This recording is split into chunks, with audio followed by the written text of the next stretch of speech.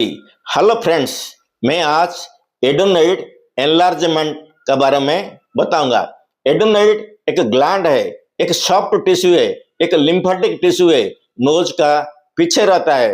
ये जब एयर अंदर जाता है, ये एंटीबॉडी का काम करता है। अगर एयर में जर्म्स वगैरह है, वायरस है, ये किल कर देता है। It acts like a security guard. तो इसका इंपॉर्टेंस बहुत जरूरी है, रहना जरूरी है। लेकिन अगर बार बार कोल्ड होता है, इसका ग्रोथ हो जाता है। अगर कोल्ड बार बार सप्रेस करते हैं नजल स्प्रे या एंटीबायोटिक से, धीरे धीरे इसका ग्रोथ बढ़ जाता है। धीरे धीरे नजल कंजेशन हो जाता है, सांस लेना बहुत मुश्किल होता है। सोने के टाइम में स्नोरिंग होता है, इसका बहुत स्लीप में डिस्टरबेंस होता है।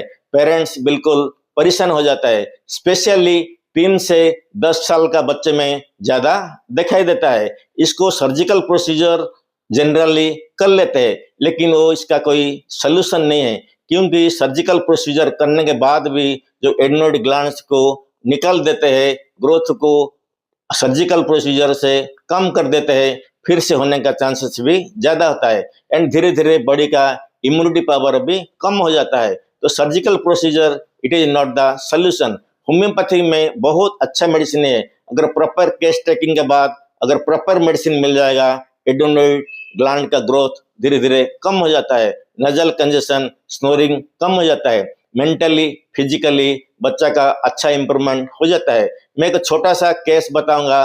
5 साल पहले एक 4 साल का लड़का मेरे पास आया था।